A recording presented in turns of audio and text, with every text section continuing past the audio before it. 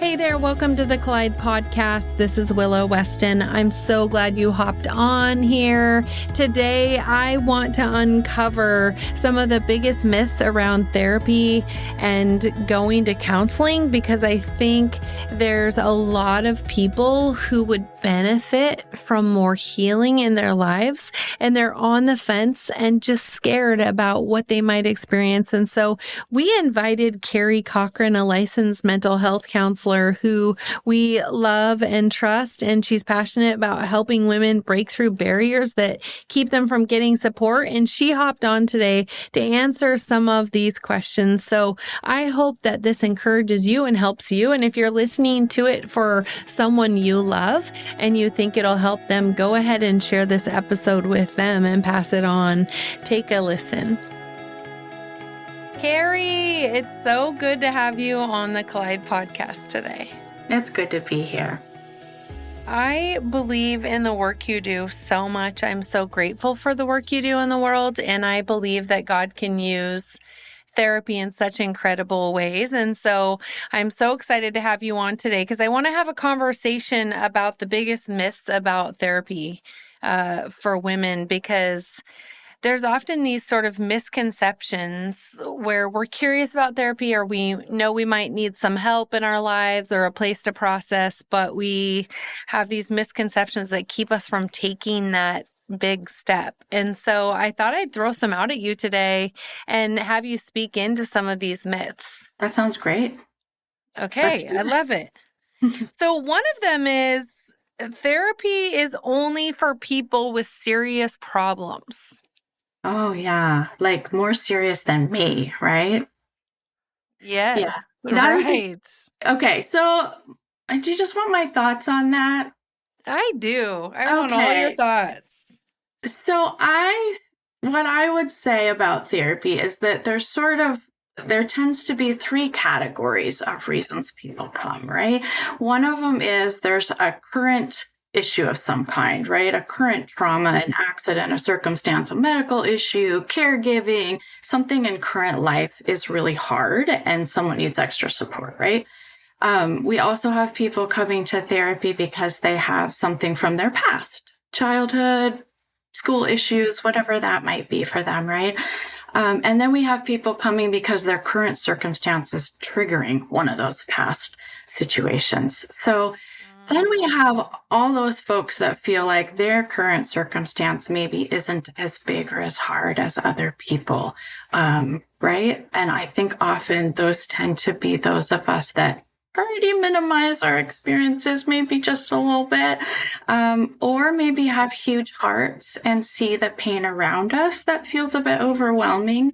The people that we care about, and our pain maybe doesn't seem as big as theirs, right? And I think a lot of those folks tend to be helpers. So educators, people that are working in the field somewhere, nonprofit, right? Like faced with darkness and hardship around them. And so it's easy to think that maybe my wounds are not as big a deal as the people that I care about. And so that's where I think that's often coming from. And then we just also have people that just aren't aware of how their earlier wounds or their current circumstance is impacting them, right? They just might not realize how deeply something is affecting them and their relationships. I think that happens too.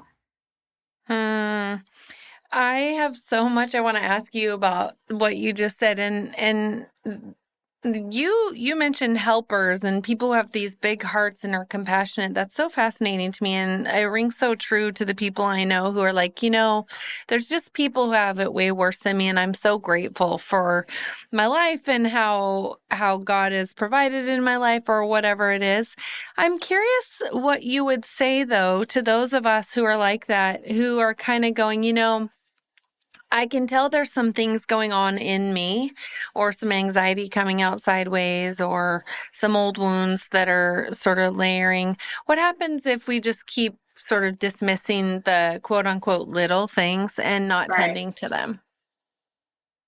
Well, unfortunately, a lot of things can happen, right? We often see people coming into counseling that have waited way too long to process or deal or heal either old wounds or just a lot of little stuff. The circumstances, our lives are really stressful these days for all kinds of different reasons, right? And then if you add something extra in, like a kid with health issues or an aging parent or so many other things that make already complicated, busy, current life, stressful life, but make it that much harder because of the added issue, whatever that might be. If we wait too long, what we will often see is, and I can speak to this myself, I went through this period as well, but we often see medical issues coming up, more chronic health, autoimmune type stuff. And maybe there was already a sensitivity to something before, but when you hold a lot of stress in your body over time, your body is going to ask for help. And so we see that a lot where bodies just start breaking down in ways that maybe they don't need to, or it's too young or whatever, right? And our bodies will ask for help. And so that can look like all kinds of different things, chronic pain, headaches, all of those things that maybe we're looking for medical help for, and a diagnosis is not super obvious, right? So the body will actually break down over time. And we know that based on science. Our nervous system is centrally located in all of our experiences. And so if we don't tend to our body and to our mental health, our nervous system goes a little bit haywire. Those stress hormones never calm, if that makes sense, right? The revving that happens in our body when we're under stress continues, and those cortisol levels never decrease. Our nervous system is meant to activate when we need a little extra help or boost, and then it's meant to calm when that danger has passed. So if we're living in circumstances that are just chronically stressful, our nervous system isn't able to move the way that it's supposed to. And so that's one of the things that I would say is that our nervous systems will often, they'll kind of go haywire a little bit, asking for help because they weren't designed to manage chronic stress without the ability to calm. You mentioned this crazy ability that our body has to almost notify us, like, hey, there's things you need to deal with here. What are some other indicators that maybe we have some pain or areas of our life that need tending to? What are some indicators besides physical indicators? Sure. I mean, so many things, right? I think often it's just maybe a new baseline of irritation, or for some people, it's more panicky feelings where all of a sudden the things that maybe we were able to manage fairly well, now that's not the case anymore, right? So ruptures in relationships that maybe we're noticing that either wouldn't have been as big a deal, or maybe we're causing them in a situation that wouldn't have mattered that much, right? So we're starting to see our behaviors and the ways that we're interacting in the world not the way we want them to be, right? So that's people having issues at their jobs or workplaces, or, burnout in their job. And there's just so many things that can burn out in relationships that can come up if we're not attending to all of those things. So good, Carrie. Myth number 2, I want to talk about: counseling is a sign of weakness or failure. Oh, okay. That's a big one, I think, right? Maybe a bit less so than it used to be, I would say. I think that might be getting a tiny bit better. I hope so. We've done a lot of work around here to break the stigma of that. I know. To me, I feel like, and again, obviously in my role, I'm probably biased, but to me, asking for help in any way, whether it's looking into recovery programs or going in, I don't know, asking for help from a friend or going to counseling, to me is one of the bravest things anyone can ever do. So when I sit with someone in an intake, I am mostly in awe, because usually it has taken that person a really long time to get to the place where they feel like they need the help so much that it breaks through that barrier of it. Either their situation is not big a deal big enough of a deal to seek the help, or that belief that it's a sign of weakness to do so. And so to me, asking for help, whether it's that help for a current situation that you're navigating, or whether it's help for a past trauma or childhood issue, either one of those things, it takes a lot of courage to do that. And I think we often see that in other people. For some reason, it's a little bit harder to see that for ourselves sometimes. Okay, here's one. I should be able to handle this on my own. Oh, yeah, that's a big one. Well, I mean, some things we can handle on our own, right? And we do that all the time. And then there are things that are just a little bit bigger. And sometimes I think it's because whatever that is, that circumstance is, it would be too big for anybody, right? So many reasons why people come into counseling, like we're sitting and talking about whatever that circumstance is. And I'm usually in awe that the person has been handling it as long as they have been for as long as they have been, right? Because it would have knocked anybody over. And so I think that people come for all different reasons, and whatever the circumstance is, it's super brave to ask for help. So brave. I love that. What about faith and therapy don't mix? Yeah, that's a big one too. I have a lot to say about that one. Let's go. Okay. One of the things that feels really central to me about our identity, our beliefs, who we are in the world, is our nervous system. Like I already mentioned, it's just a piece of everything. But the other pieces are our spirituality, our spirit, right? And I have a sneaking suspicion that our nervous system might be part of that. I don't know that they're absolutely completely separate, right? Our body sort of speaks to us in a spiritual way a lot of the time. And so to me, I feel like it might just be finding the right counselor, right? Somebody who is open to whatever exploration of faith needs to happen. Somebody who can allow that to be in the room. Somebody that can encourage exploration of faith and healing.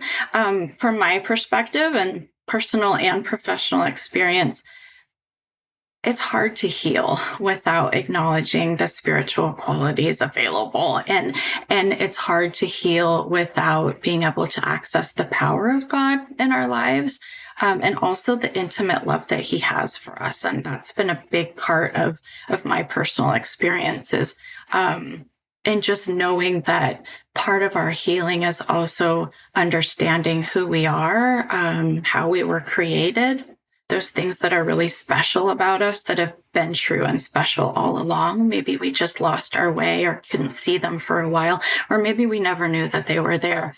In the type of therapy I do, we call that our authentic self. It's the me that I was created to be. The problem is we live in this really hard world with a lot of darkness and a lot of things that come at us.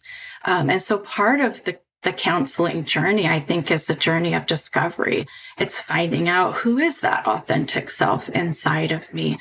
How do I find me? How do I grow that in me so that I can walk in the world in the way that I was really created to? So to me, that journey is brave, but it can also be fun. It can also be surprising in really special ways.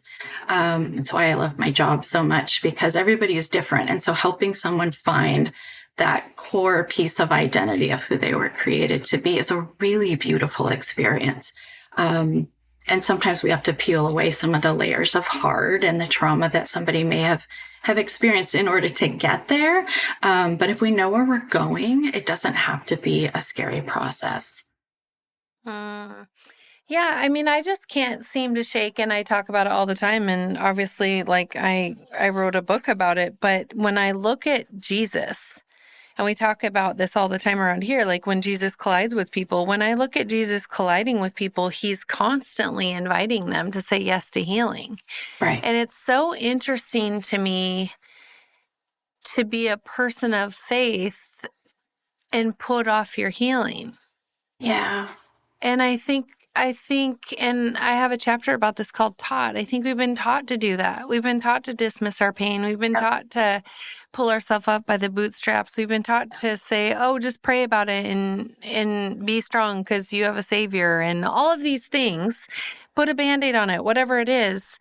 And yet we have all this unresolved pain. And so therapy is a way that you can say yes to the healing that God wants to do in your life, and God can help use that space and that process for you to actually experience some healing in your life. And so it very much, to me, like therapy and faith are so connected because I think God can use it in such immensely powerful ways. Right.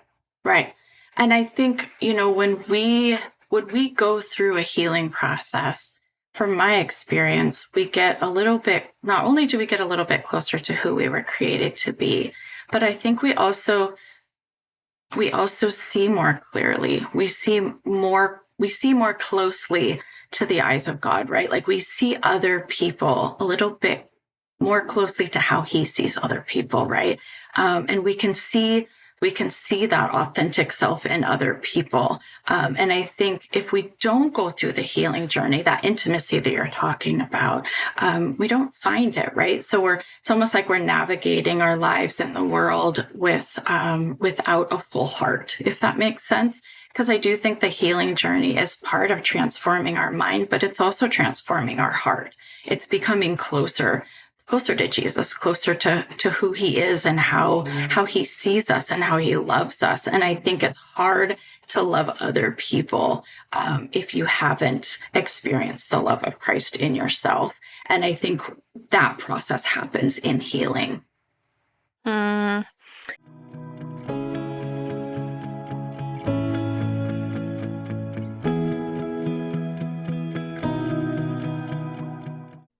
I wrote a book. I'm terrified. I got gut level honest about my chapters of pain and brokenness. I have a vulnerability hangover, but I wrote it for you. I wrote it for you because I know you've experienced hurt just like I have, and I am convinced that Jesus longs for our healing and we long for it too. The vision I've carried for years while I wrote these pages is that together, you and I will collide with the only one who can handle our pain and heal it. So will you come with me, whether limping, weeping, doubting, or hopeful, straight into the arms of Jesus? It's there that we will be forever changed. Collide, Running into Healing When Life Hands You Hurt is officially here. Head to your favorite bookstore or online shop and grab your copy today.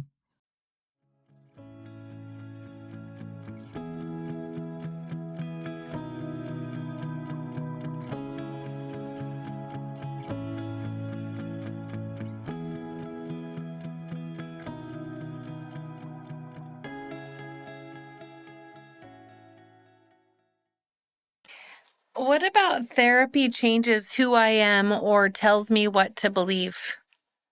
Okay, that's a tough one.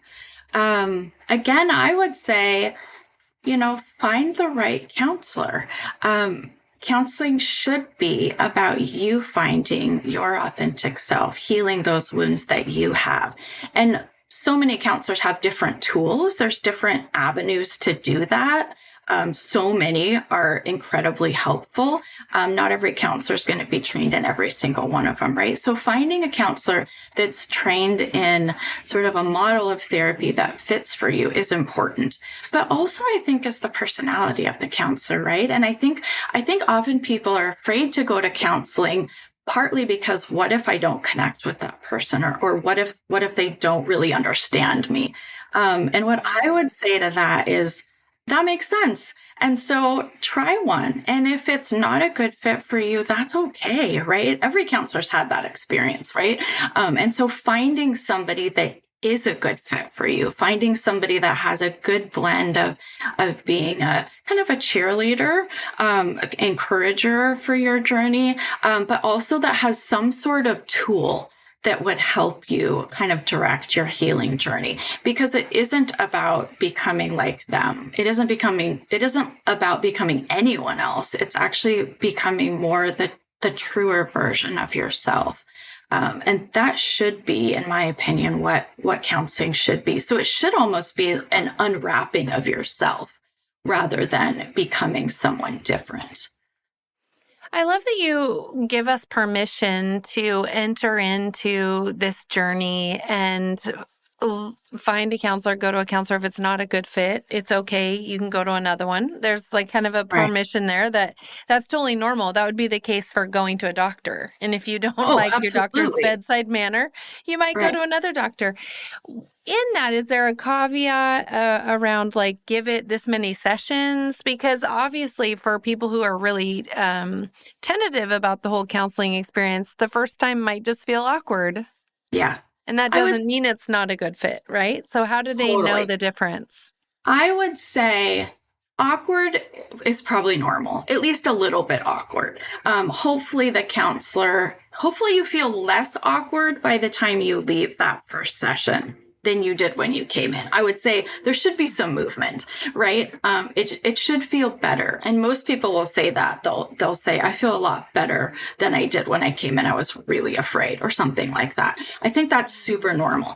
If it's getting towards the end of that session and it's really like you just feel in your body that I don't want to come back, like this is not the place for me, that's what I would say would be different. So it's figuring out, is it just sort of that awkward feeling that you normally feel anytime you're in a setting with someone new, right? New coworker, new friend, supervisor, we all feel that way. So is it that normal awkwardness? They don't really know me yet, but I'm willing to give it some time because I think they could, right? Or is it, this is just not the right space for me? Kind of like you would go into a job interview, and if it's, you realize halfway through, this is not the job for me, right? If it's that feeling, then I would say it might be worth trying someone different. Or maybe if you meet with the counselor and they don't seem to have quite the right tool that you need, kind of like, you know, if you're going to your doctor for somebody and for something going on in your body and the doctor says, actually, I don't have any training in that. I really think you probably need a specialist that has the training that you need. It's the same thing for counseling. So if there's something going on in your life that you know you need specific help for, and the counselor that you're meeting with really doesn't seem to have that, or they tell you that's not their background, it's okay to find somebody that really does specialize in what you need help with. And for people who are really desiring to go to a Christian therapist, how do they, what kind of questions do they ask for them in a way that helps them find that fit? Oh yeah, like if it's a first meeting, or like if you're asking around town, or what are you thinking? I'm thinking if someone, you know, is thinking about doing this and they hopped on here and they're like, oh, I just don't know what to ask to make sure I find someone who actually, you know, values Jesus in the way that I do so that it is a good fit for me. Like I get that question a lot from women. Yeah, I'm sure. I would say a couple things. I would say be upfront about your faith in the search if you're comfortable with that. So when you're asking friends or family or looking at websites, like click on the button that says faith-based or Christian, right? And explore those ideas, or mention that to your friends or family or whoever you're talking to about trying to find a counselor. Say, this is really important to me. I will say ethically, any counselor should be open to your faith as a client. Just ethically, that's something that's part of the ethics that we're all bound to.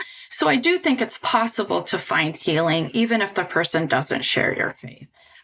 So you have to decide where you are on that comfort level. And just because someone shares your faith also doesn't necessarily mean they see it exactly as you do, right? But they should be bound by the ethics of embracing your faith as you do and allowing that to be part of your process. So I would say just be upfront about it. And if that's really important, then find a counselor that's equally upfront about it. There are a lot of Christian counselors that, you know, they're very careful and more reserved, and they hold their faith a little bit more closely. That's just their style or how they ethically view their work. It doesn't mean that they don't have an important faith or that they don't understand yours. They just may not freely discuss their faith as much. And so you just know that going in. But I think the bottom line, though, is that you have to feel like your faith will be respected and possibly included to the level that you would like it to be, if that's important to you. Yeah, and I think that is experienced. I think, at least in my experience with therapy, you kind of get a sense of how it's going to work when you start spending time in therapy with a person, right? So you start to see, like, is this a good fit for me? Right. Do you have, I asked you about 5 myths, and I mean, I could ask you a million questions, but I think those are a good starting point. Do you have any myths that you often encounter that you want to speak to that we didn't cover today? Yeah, I would say often people will come to counseling for something current, right? So they're going through a hard season, like I mentioned earlier, or they've had a traumatic event of some kind, right? So they'll come to counseling for that. And I think for some people, that's all they need help with, right? Their life was going just fine before that happened, and they just need help navigating it. And that's totally fine. But we do have a lot of people who come to counseling for something recent because that's really clear, right? Like all their friends say, hey, you should really get some help for that loss. Or I think of foster parents, right? There's just a lot of stress that you're dealing with between what's happening in your home and also working with the system. It's super obvious to everybody. I think that counseling would probably be helpful in that season, right? Okay, so they come to counseling. And then what we find is there's often something in the past that really could be healed. And I think so it's not necessarily maybe preventing, it's not necessarily that somebody's not coming to counseling. They're coming, but they're really scared to do that deeper, darker, earlier work. I think that happens a lot.